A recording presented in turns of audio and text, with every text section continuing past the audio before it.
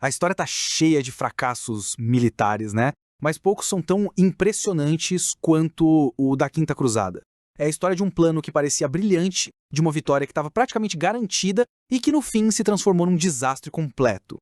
E no meio desse desastre todo fica uma pergunta que é quase inacreditável. Como é que os cruzados, tendo a chance de tomar Jerusalém sem nem precisar lutar, simplesmente disseram não? Vamos mergulhar nessa história para entender como essa decisão foi possível.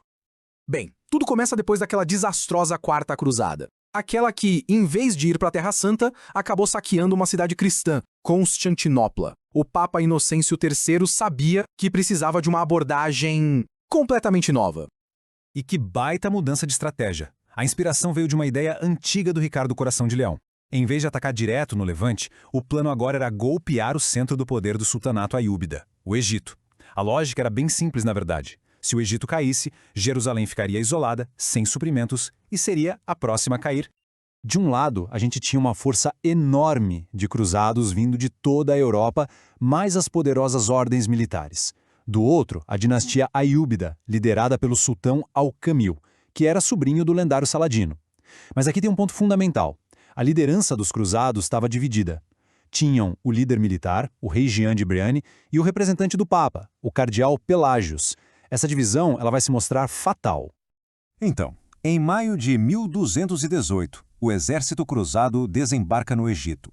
O primeiro grande alvo, a cidade portuária de Damieta, uma fortaleza muito bem defendida e que era considerada a chave para o Egito.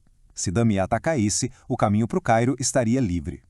O cerco foi uma coisa brutal. Por meses, eles lutaram só para tomar uma única torre no meio do rio Nilo que controlava o acesso ao porto. Depois disso, veio um impasse terrível. O exército sofreu com inundações, fome e doenças, mas mesmo assim, na pura persistência, eles continuaram avançando. E finalmente, em novembro de 1219, depois de mais de um ano de cerco, Damieta caiu. Quando os cruzados entraram, encontraram as ruas cheias de corpos, resultado da fome e da doença. Para eles, foi uma cena terrível, claro, mas também era a prova de que a estratégia estava funcionando. A vitória parecia certa.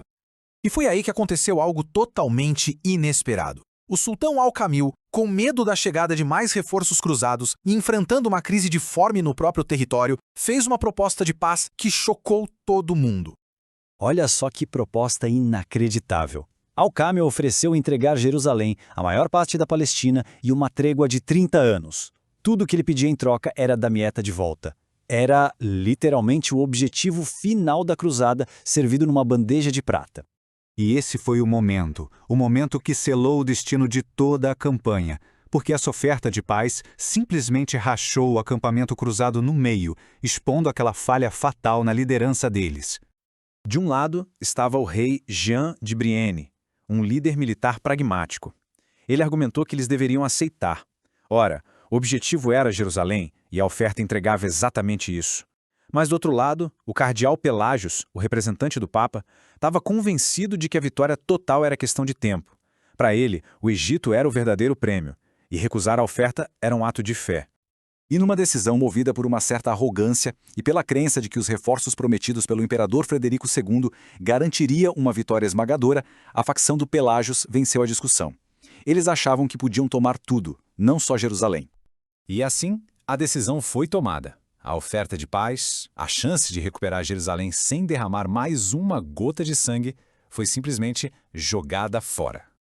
Depois de desperdiçar um ano e meio em Damieta, discutindo sobre quem ia controlar a cidade e o que fazer em seguida, o exército cruzado finalmente marchou em direção ao Cairo em julho de 1221. E eles foram com uma confiança que beirava a imprudência. A vingança de Al-Kamil foi rápida e brilhante, estrategicamente falando. Ele atraiu os cruzados para uma armadilha perto de Mansura. Primeiro cortou a rota de fuga deles, afundando navios no rio. Depois, enquanto o exército muçulmano cercava por terra, ele esperou pelo seu maior aliado, a cheia anual do Nilo. As águas subiam, inundaram o acampamento cruzado e em questão de dias o exército inteiro estava preso na lama. O resultado foi um desastre total. Em 28 de agosto de 1221, o exército cruzado, cercado e atolado, se rendeu. Tiveram que devolver Damieta, libertar todos os prisioneiros, depois de tanto sacrifício, voltaram para casa sem absolutamente nada. Zero. O fracasso foi tão retumbante que gerou um debate enorme na Europa sobre de quem era a culpa. Mas, ironicamente, esse desastre todo abriu caminho para um sucesso bem inesperado. E aqui está a ironia final dessa história.